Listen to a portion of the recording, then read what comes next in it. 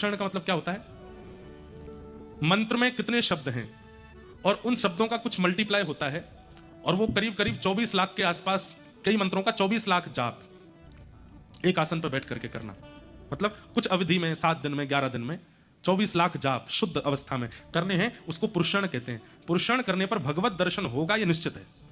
अगर किसी व्यक्ति ने पुरुषण कर लिया, ब्रह्मचर्य का पालन करते हुए, आसन का पालन करते हुए, मंत्र में एक अनुस्वार मात्रा की बिना गलती किए हुए, बिना मन में कुभाव लाए हुए अगर 24 लाख बार किसी मंत्र का जाप कर लिया, पुरुषण हो जाएगा। पुरुषण होते ही ठाकुर जी का दर्शन होगा। हमारी आपसे हाथ जोड़ के प्रार्थना, जिन लोगों ने सुना है इसको आधा अधूरा करके करने मत लग जाना, नहीं तो गलत होगा। पुरुषण की एक विधि है, वो वैसे ही होना चाहिए। हम आप सब लोग पुरुषण नहीं कर सकते तो क्या करें? बद्रीनाथ जाओ।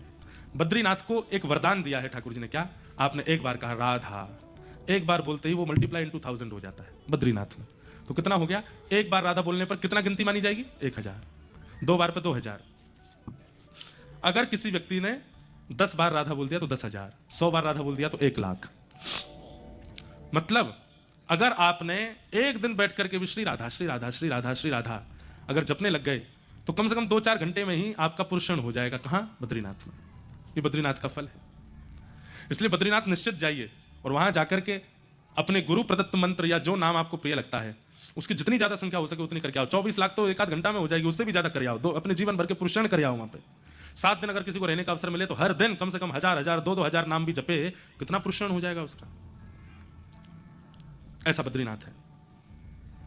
तो पुरुषण करने से सोचो, अगर किसी व्यक्ति ने बद्रीनाथ में जाकर के 24 लाख नाम कर लिया तो इतने तो पाप नहीं किए होंगे उसने जीवन में, सब खत्म हो जाएंगे। अब मान लो उसने 2000 पाप अपने जीवन में किए, 24 लाख नाम जप लिया, तो 24 में से 2000 माइनस कर दो, कितना बचा? 23 लाख और हाँ, तो 23,98,000। इतने नाम का फल क्या मिलेगा? बोले इतने नाम का फल अब इतने दिनों तक, इस जन्म में और अगले जन्म में हर स्वप्न में ठाकुर जी का अनुभव होगा, ठाकुर जी का दर्शन होगा। कितना बड़ा प्रभाव है नाम जप का। इसलिए भैया पुरुषण की बड़ी महिमा है, नाम की बड़ी महिमा है।